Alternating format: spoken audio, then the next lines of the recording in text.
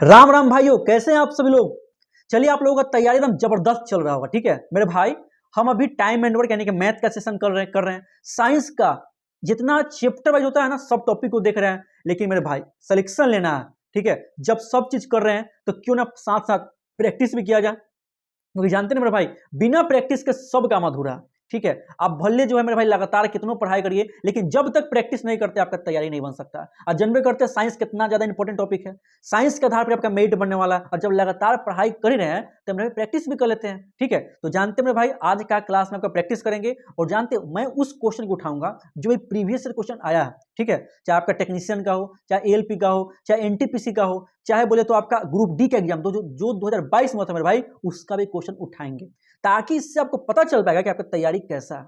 ठीक है, और जहां आपको लगता है कि इसको यह क्वेश्चन मेरे से नहीं बना, जाके लगातार प्रैक्टिस करिए, लगातार रिवीजन करिए, रिवीजन रिवीजन रिवीजन, क्योंकि revision is the key of success. और जानते हैं ना मेरे भाई, मैं सब टॉपिक को कवर करवा रहा हूं। ठीक है, धातु अधातु पूरा कंप्लीट हो चुका है, केमिकल रिएक्शन पूरा कंप्लीट हो चुका है, acid base and salt complete हो चुका है। जाकर देखिए उसको, आप तब प्रैक्टिस करिए मेरे भाई। आज की इस वीडियो में हम धातु और धातु का प्रैक्टिस करने वाले। ठीक है, देखते हैं कौन कौन सा पीवाईक्यू आया है। तो सबसे पहले मेरे भाई देखते हैं कि पहला क्वेश्चन क्या कहता है। लेकिन हाँ मेरे भाई, यदि आप सभी लोग, ठीक है, यदि आप सभी लोग मेरे भाई, आपको क्या करना है, क्वेश्चन बनाना है खुद से, और ये लास्ट में कमेंट करके बताइएगा कि आपका कितना क्वेश्चन सही हुआ। और एक काम और करना है, आप ये भी बताइएगा कि आपको ये सेशन कैसा लगा, क्या इस सेशन को आगे की तरफ बढ़ाया जाए कि नहीं बढ़ाया जाए। ठीक है मेरे भाई, चलते हैं, देखते हैं पहला क्वेश्चन को। देखिए पहला क्वेश्चन आपकी स्क्रीन पर दिखाई दे रहा होगा। पूछता है कि निम्नलिखित में से कौन सा कथन सही है। ठीक है, इसमें आपका पहला स्टेटमेंट दिया गया है, कुछ धातुओं को पीटकर पतली चादर बनाया जा सकता है। ठीक है, इस गुणधर्म को आघातवर्धता कहते हैं। दूसरा आपका कंसेप्ट दिया गया है कि धातु को खींचकर पतली तार बनाया जा सकता है। ठीक है, और तीसरा आपका पॉइंट कहता है कि धातुएं ऊष्मा की सुचालक होती है। देखिए ये आपको तीन स्टेटमेंट दिया है, और आपको पकड़ना है कि इसमें से कौन सही है। ऑप्शन 4 दिया गया है। पहला ऑप्शन है कि इसमें से एक सही है, दो सही है, तीन सही, यानी कि तीनों सही है। दूसरा ऑप्शन है कि एक और दो सही है। तीसरा ऑप्शन है कि इसमें से केवल एक सही है। और चौथा ऑप्शन है कि एक और तीन सही है। तो देखो मेरे भाई, मैंने आपको शुरुआत में बताया था कि साइंस में क्वेश्चन तीन तरीके से पूछता है। ठीक है, पहला होता है फैक्चुअल बेस्ड क्वेश्चन, दूसरा होता है statement and conclusion based question जो इस बार से रेलवे पूछ रही है, और तीसरा होता है कंसेप्ट बेस्ड क्वेश्चन। तो ये आपका कंसेप्ट बेस्ड क्वेश्चन है, जब तक आपका पकड़ बढ़िया से नहीं रहेगा एनसीईआरटी पर नहीं बनने वाला। इस सबको मैंने बताया। ठीक है, तो देखिए इसमें से कौन सा आंसर सही होगा, बताइए आप सभी लोग। तो देखो मेरे भाई, इसका पहला ऑप्शन सही होगा। ठीक है, यानी कि एक दो तीन तीनों स्टेटमेंट सही है। क्यों? क्योंकि धातुओं को पीट कर जो मेरे भाई पतला चादर बनाया जा सकते हैं। ठीक है, इसी गुण को आघातवर्धता कहते हैं। बिल्कुल सही बात है, धातु का सबसे इंपॉर्टेंट रोल होता है। और दूसरा गुण क्या कहता है कि धातु को खींचकर पतला तार बनाया जा सकता है, तो ये भी सही है। जैसे कि देखते हैं ना, सोना को मेरे भाई 1 ग्राम सोना से आप 2 किलोमीटर लंबा तार बना सकते हैं। तो समझ सकते हैं कि सोना कितना ज्यादा तन्यता वाला तत्व है। तन्यता समझ में आ गया ना, जिसको खींचकर पतला तार बनाया जा सकता है। और तीसरा स्टेटमेंट जो कि आपका सही है कि धातुएं ऊष्मा एवं विद्युत का सुचालक होती है। भले आपका लेड है, पारा है, उसको छोड़ दीजिए, क्योंकि ये क्या होता है मेरे भाई, विद्युत का कुचालक होता है। ठीक है, समझ गए। चलते हैं मेरे भाई, अगला क्वेश्चन को देखते हैं कि हमारा अगला क्वेश्चन क्या कहता है। ठीक है, देखो मेरे भाई, अब आपका अगला क्वेश्चन है कि अगला क्वेश्चन आपको दिखाई दे रहा होगा। बोलता क्या है कि तांबा और टीन के मिश्रण से बनने वाली मिश्र धातु का नाम क्या है। ये आपका क्वेश्चन दिया गया। ठीक है, इसका ऑप्शन आपके सामने 4 दिया गया। पहला आपका पीतल दिया गया है, दूसरा आपका सोना दिया गया है, तीसरा आपका कांसा दिया गया है, और चौथा आपका सोल्डर दिया गया। ठीक है, इसमें 4 ऑप्शन दिया गया, और पूछा क्या है कि कॉपर एवं टीन से मिलकर कौन सा मिश्र धातु बनता है। तो मेरे भाई आपको बताना है कि इसका आंसर कौन सा सही होगा। चलिए, आप लोग बना लिए होंगे तो बहुत अच्छा बात है। ये भी आपका एनसीईआरटी क्वेश्चन है और मैंने बताया भी है। ठीक है, तो तांबा एवं टीन से मिलकर के मेरे भाई कांसा बनता है। ठीक है, कांसा बताया था ना, का मतलब कॉपर और सा मतलब टीन, क्योंकि टीन का स्टेनम होता है। तो एसन मतलब क्या हो जाएगा, सा, और सीयू मतलब कॉपर। ठीक है, तो कांसा हो जाएगा इसका राइट आंसर, यानी कि ऑप्शन सी इसका राइट आंसर होगा। अब पीतल पता है ना, पीतल क्या होता है, कॉपर एवं जिंक से मिलकर पीतल बनता है, ये ध्यान रखना है। और बोले तो सोल्डर क्या होता है, एसन प्लस पीबी से मिलकर बनता है। एसन मतलब क्या होता है मेरे भाई, आपका बोले तो टीन हो जाएगा, और पीबी मतलब क्या हो जाएगा बोले तो आपका लेड हो जाएगा। ठीक है, एसन प्लस पीबी, ये भी आपको ध्यान देना।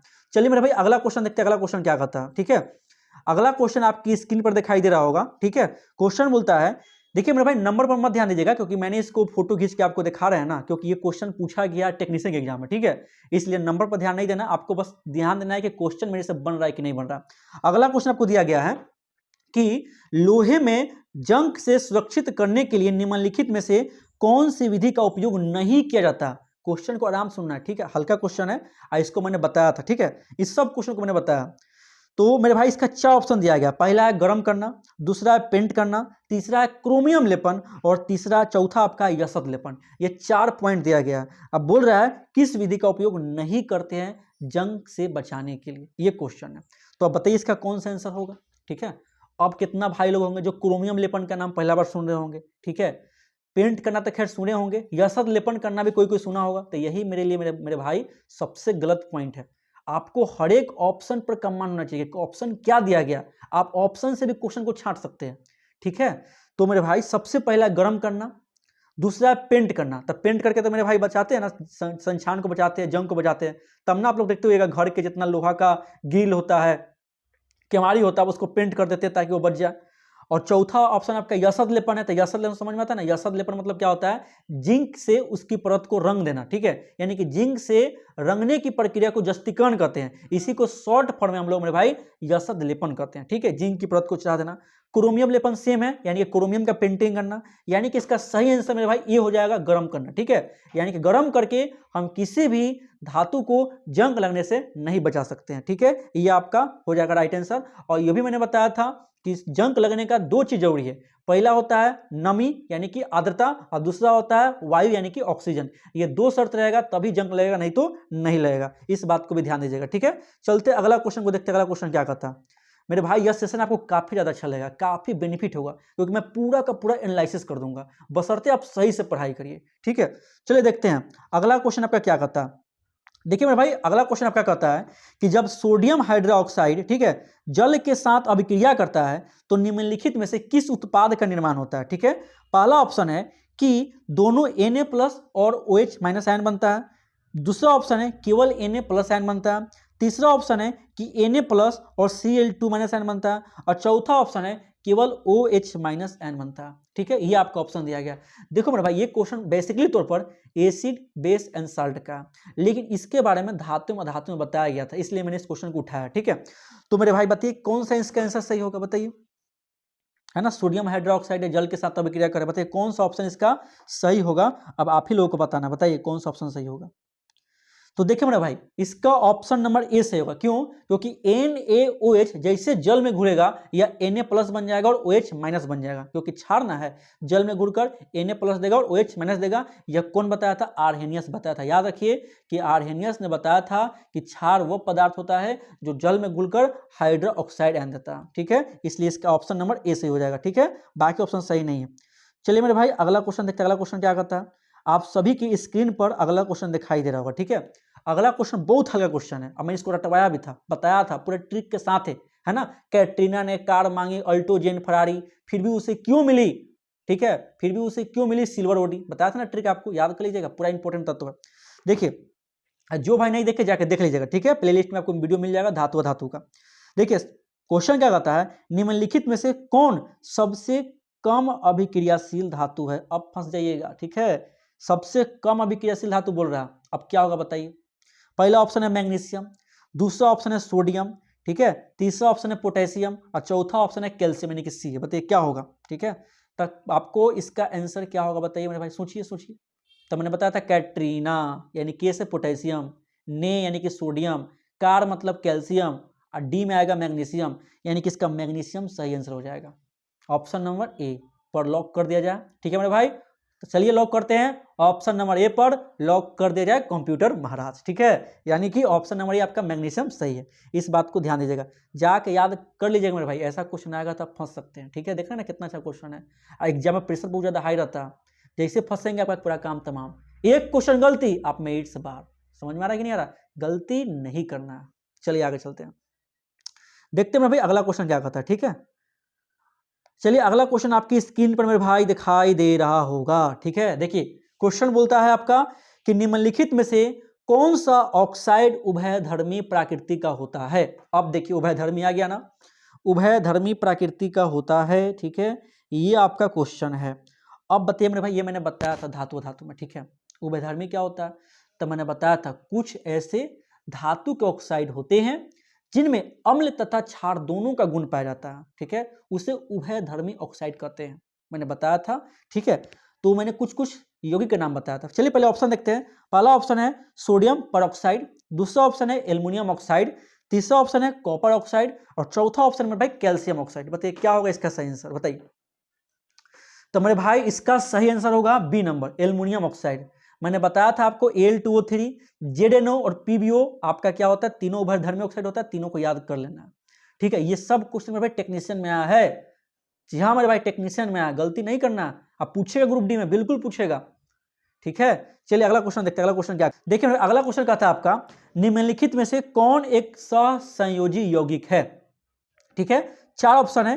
पहला ऑप्शन है मीथेन यानी कि CH4, दूसरा ऑप्शन है मैग्नीशियम ऑक्साइड यानी कि MgO, तीसरा ऑप्शन है NaCl यानी कि सोडियम क्लोराइड और चौथा ऑप्शन है MgCl2 यानी कि मैग्नीशियम क्लोराइड। ये चार आपके सामने ऑप्शन प्रेजेंट है। बताइए महाराज इसमें से कौन सा ऑप्शन सही होगा।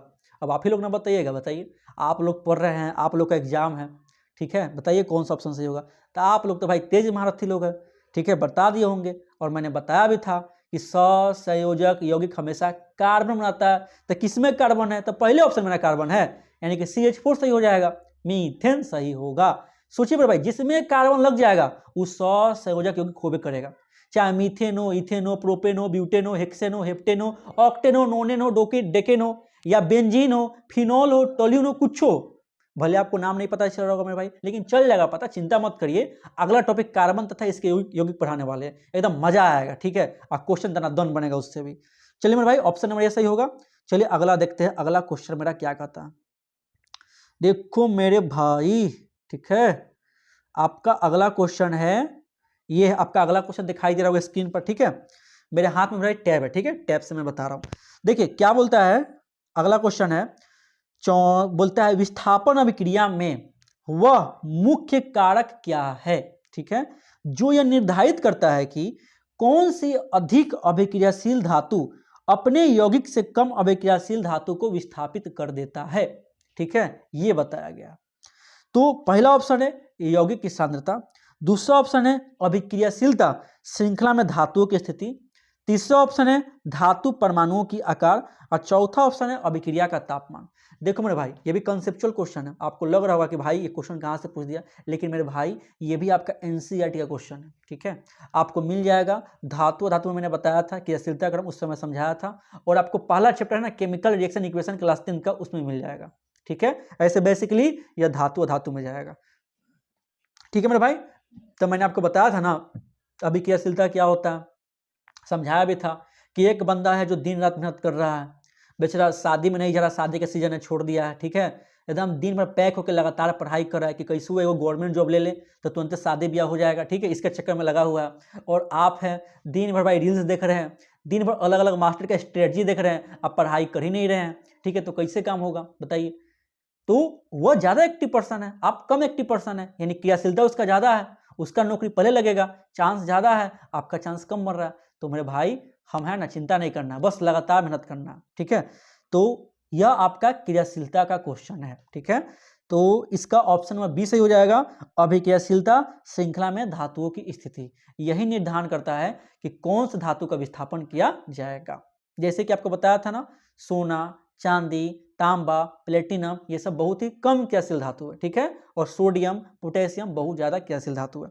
चलिए कोई बात नहीं, अरे समझ जाइएगा, ठीक है, ठोकर लगने से ये लोग संभलता है, लेकिन ठोकर लगने से पहले सुधर जाएंगे तो बहुत फायदा रहेगा, ठीक है, इसलिए ठोकर लगने से पहले सुधर जाइए, क्योंकि कहते हैं ना मेरे भाई समय से पहले सुधर जाएंगे तो बहुत अच्छा रहेगा, लेकिन यदि समय सुधारेगा मेरे भाई तो आपको बहुत ज़्यादा रोना पड़ सकता है। इसलिए मेरे भाई समय को परखिए और समय के अनुसार अपने आप को चेंजिंग करिए और अपने आप में सुधार करिए, ठीक है, क्योंकि एक समय आएगा ऐसा कि अभी जो आरआरबी ग्रुप डी का एग्जाम आया है, आपके पास बहुत अच्छा ऑप्शन है।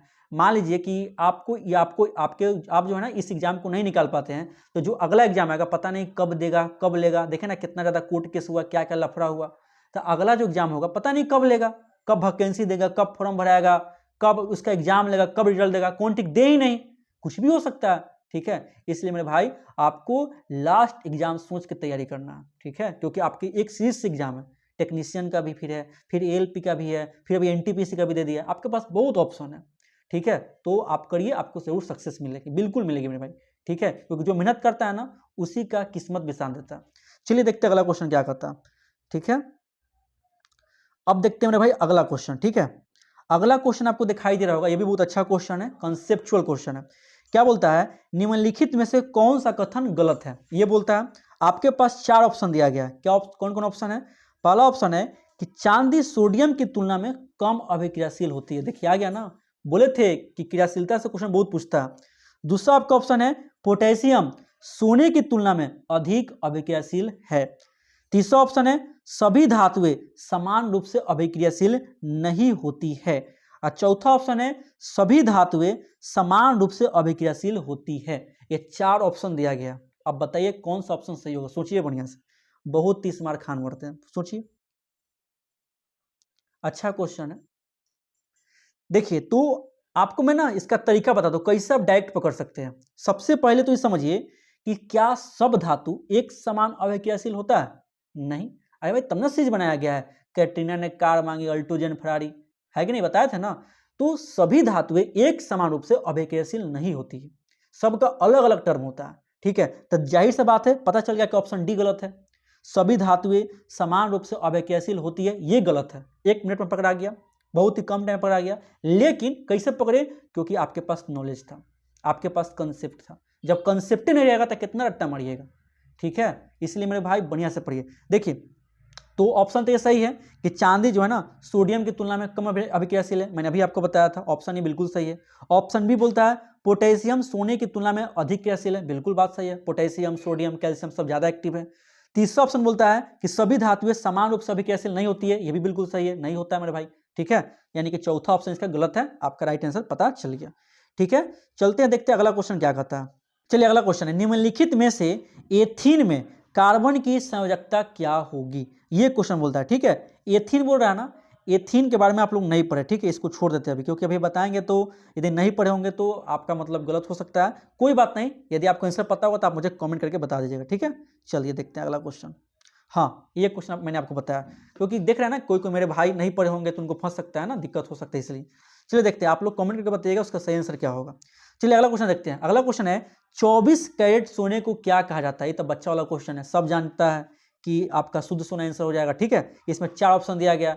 पहला ऑप्शन है स्पंजी सोना, दूसरा ऑप्शन है गालक सोना, तीसरा ऑप्शन है अशुद्ध सोना, और चौथा ऑप्शन है शुद्ध सोना। यानी कि इसका ऑप्शन नंबर डी सही होगा, शुद्ध सोना इसका राइट आंसर होगा, ठीक है।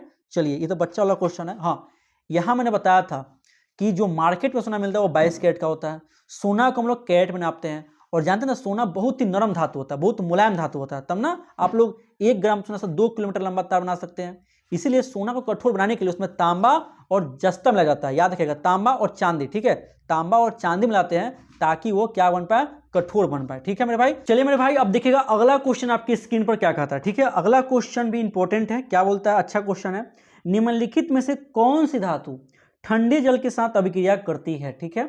आपके पास 4 ऑप्शन प्रेजेंट है, ठीक है, आपकी स्क्रीन पर दिखाई दे रहा होगा महारथी लोग। पहला ऑप्शन है सोडियम, दूसरा ऑप्शन है आयरन, तीसरा ऑप्शन है एल्युमिनियम, और चौथा ऑप्शन है जिंक। अब आप लोग बताइए कि इसका आंसर क्या होगा, ठीक है। 4 ऑप्शन प्रेजेंट है, क्वेश्चन सामने है, बताइए कौन सा आंसर सही होगा, कौन ठंडे जल के साथ अभिक्रिया करती है, बताइए।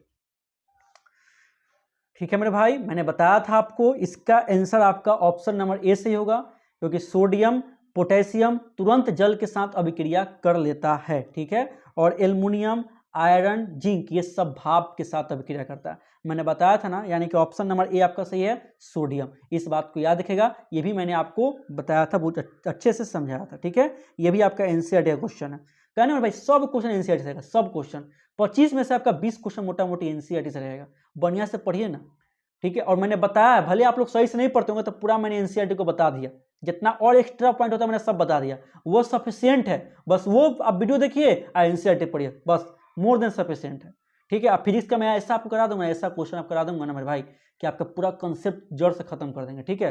केवल मुझे फिजिक्स पर आने दीजिए। चलिए देखते हैं अगला क्वेश्चन क्या कहता है। चलिए अगला क्वेश्चन आपकी स्क्रीन पर दिखाई दे रहा होगा, बोलता क्या है, जब किसी अधिक अभिक्रियाशील धातु अपने से कम क्रियाशील धातु वाले विलयन में रखा जाता है तो यह कम अभिक्रियाशील धातु का स्थान ले लेती है। इस अभिक्रिया को क्या कहते हैं? बेसिकली मेरे भाई यह question chemical reaction and equation का, ठीक है, लेकिन धातु धातु मैंने समझाया था जब क्रियाशीलता का हम समझा रहे थे, तो इसलिए मेरे भाई बताइए इसका क्या आंसर होगा। आपके सामने 4 ऑप्शन है। पहला है ऑप्शन वियोजन अभिक्रिया, दूसरा विस्थापन अभिक्रिया, तीसरा संयोजन अभिक्रिया और चौथा उदासीनीकरण अभिक्रिया। बताइए कौन सा ऑप्शन सही होगा? तो मेरे भाई इसका विस्थापन अभिक्रिया सही होगा, क्योंकि विस्थापन अभिक्रिया में क्या होता है, अधिक सक्रिय धातु अपने से कम सक्रिय धातु को विस्थापित करके उसका स्थान ग्रहण कर लेता है। यह मैंने केमिकल रिएक्शन इक्वेशन पर डिटेल समझाया था और धातु में समझाया था, ठीक है। उदासीनीकरण अभिक्रिया भी याद रखिएगा कि अम्ल एवं भस्म दोनों आपस में क्रिया करते हैं तो लवण एवं जल बनाते हैं, ठीक है, ये भी आपको याद रखना है, ठीक है मेरे भाई। चलते हैं अपने अगले क्वेश्चन की तरफ, ठीक है। आपको पसंद आ रहा मेरे भाई तो कमेंट जरूर करिएगा, ठीक है, कि यह सेशन लगातार लेके चले, ठीक है। आपको कहना मेरे भाई यदि आप लोग सही से पढ़ते मेरे भाई तो पूरा भौकाल मच जाएगा, ठीक है। बस आप लोग सही से पढ़ाई करिए, मेहनत करिए, ठीक है। चलिए आगे देखते हैं। अगला क्वेश्चन होगा मेरे भाई, जानते हैं मेरे भाई अभी रात के 1:30 बज रहा है, ठीक है, और मैं आपके लिए वीडियो रिकॉर्ड कर रहा हूँ और कल सुबह 7 बजे मेरी ड्यूटी पर जाना है। समझ सकते हैं कि आपके लिए मैं कितना ज़्यादा मेहनत कर रहा हूँ, ठीक है। अब देखिए अगला क्वेश्चन, फिर आ गया क्वेश्चन, ठीक है। हाँ देखिए मेरे भाई अगला क्वेश्चन आपके स्क्रीन पर दिखाई दे रहा होगा। बोलता क्या है, निम्नलिखित में से कौन सी धातु सबसे ज्यादा तन्य है, ठीक है। पहला ऑप्शन लेड, दूसरा ऑप्शन सोडियम, तीसरा ऑप्शन छोटा सा प्यारा सा लिथियम सबसे हल्का धातु और चौथा ऑप्शन है सोना, ठीक है। अब बताइए कौन तन्य धातु है? शुरुआत में मैंने आपको बताया था सोना सबसे ज्यादा तन्य धातु होता है, क्योंकि पीट पीट के इसको चादर बना सकते हैं। सोना को खींच खींच के तार बना सकते हैं। कितना? 1 ग्राम सोना से 2 किलोमीटर लंबा तार। इसलिए मेरे भाई आपका ऑप्शन नंबर डी सही होगा, ठीक है। समझ में आ गया। लिथियम को चाकू से काट सकते हैं, सबसे हल्का धातु है। सोडियम को किरासन तेल के अंदर डुबा के रखते हैं, यह पता होगा, ठीक है। इसका संकेत Na होता है, परमाणु संख्या 11 होता है, परमाणु द्रव्यमान 23 होता है। बहुत प्यारा सा तत्व है, ग्रुप 1 का तत्व है, ये सब मैं आपको बता दे रहा हूँ। और लेड समझते हैं ना, विद्युत का कुचालक होता है, बकलोल है, ठीक है, हाँ बकलोलवा है। चलिए अगला क्वेश्चन देखते हैं। अगला क्वेश्चन आपके सामने है, बहुत अच्छा क्वेश्चन है। निम्नलिखित में से कौन सी धातुओं का युग्म मुक्त अवस्था में पाया जाता है? पहला ऑप्शन सोना एवं सोडियम, दूसरा ऑप्शन सोना एवं चांदी, तीसरा ऑप्शन चांदी एवं पोटेशियम, अब चौथा ऑप्शन है सोडियम एवं पोटेशियम। बताइए मेरे भाई कौन सा आंसर सही होगा? मुक्त अवस्था में पाया जाता है, ठीक है मेरे भाई। तो मुक्त अवस्था में सबसे कम अभिक्रियाशील धातु पाया जाता है, और सबसे कम अभिक्रियाशील धातु कौन है मेरे भाई? तो कहिएगा सोना है, कहिएगा चांदी है, कहिएगा प्लेटिनम है, कहिएगा तांबा है, ठीक है मेरे भाई। तो ये सभी मुक्त अवस्था में पाया जाता है। कितनों ताप प्रोग्राम करेगा ना, फिर भी ऑक्सीजन के साथ संयोग सोना चांदी तो बिल्कुल करता ही नहीं है, ये भी मैंने बताया था, सब बताया गया, ठीक है। यानी कि मेरे भाई इसका सही ऑप्शन नंबर बी हो जाएगा सही। ऑप्शन नंबर बी पर लॉक कर दिया जाए, कंप्यूटर महाराज, ठीक है, क्योंकि अगला बाई तो आप ही का होगा ना, कौन बनेगा करोड़पति में, ठीक है। यानी कि सोना एवं चांदी से होगा, ऑप्शन नंबर बी आपका राइट आंसर हो जाएगा, ठीक है मेरे भाई। पट्टी में धातु के अयस्क निम्नलिखित में से कौन कौन रूप में मौजूद होते हैं? देखिए अच्छा क्वेश्चन है, कंसेप्चुअल क्वेश्चन है, ठीक है। कौन कौन से रूप में होते हैं?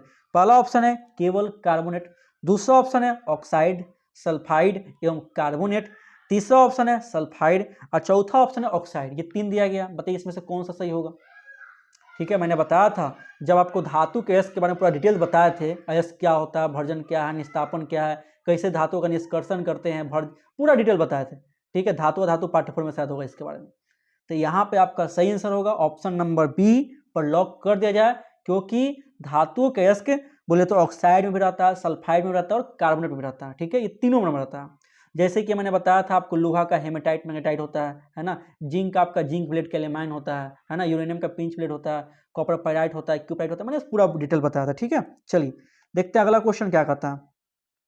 अब मेरे भाई अगला क्वेश्चन है, ठीक है, अगला क्वेश्चन आपकी स्क्रीन पर दिखाई दे रहा होगा। बोलता क्या है, निम्नलिखित में से कौन सा तत्व विद्युत अपघटनीय अपचयन द्वारा निष्कर्षित करते हैं? अब ऐसा क्वेश्चन मिलेगा तब फंस सकते हैं, ठीक है।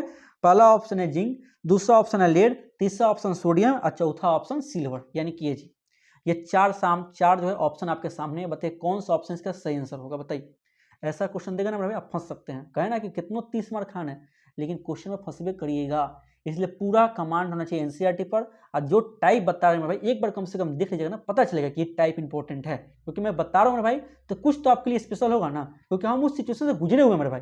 ठीक है, मैं 12th तक कोचिंग पढ़ाता हूँ, वो फिजिक्स खुद पढ़ाते हैं, केमिस्ट्री बताते थे, बायोलॉजी बताते थे, मैथ बताते थे, सब सब्जेक्ट। ठीक है मेरे भाई, तो कुछ तो फील किए तब ना आपको बता रहे हैं।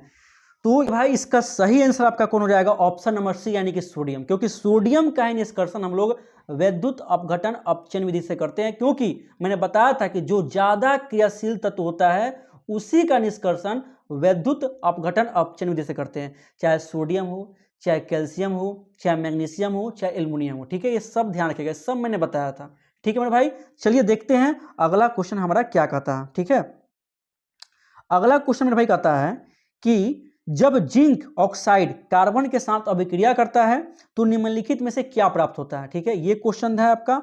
ऑप्शन ए कर रहा है केवल जिंक प्राप्त होता है, ऑप्शन बी कर रहा है कि जिंक एवं CO दोनों प्राप्त होते हैं, यानी कि कार्बन मोनोऑक्साइड हो गया, तीसरा ऑप्शन है कि जिंक प्लस कार्बन डाइऑक्साइड बनता है, और चौथा ऑप्शन है केवल कार्बन मोनोऑक्साइड बनता है, यानी कि CO मिलता है। ये मेरे भाई आपका टॉपिक है केमिकल रिएक्शन एंड इक्वेशन का, यानी कि प्रथम चैप्टर रासायनिक अभिक्रिया समीकरण का, और इसके बारे में तीसरा चैप्टर में भी यानी कि धातु और धातु में बताया गया।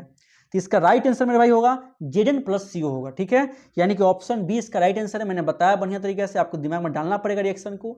मैंने अभी बताया था जितना रिएक्शन इंपॉर्टेंट है सबको लिख लीजिए फिर पन्ना में, बार बार उसको रिविजन करिए। ठीक है, क्योंकि इससे डायरेक्ट क्वेश्चन आपका बनेगा।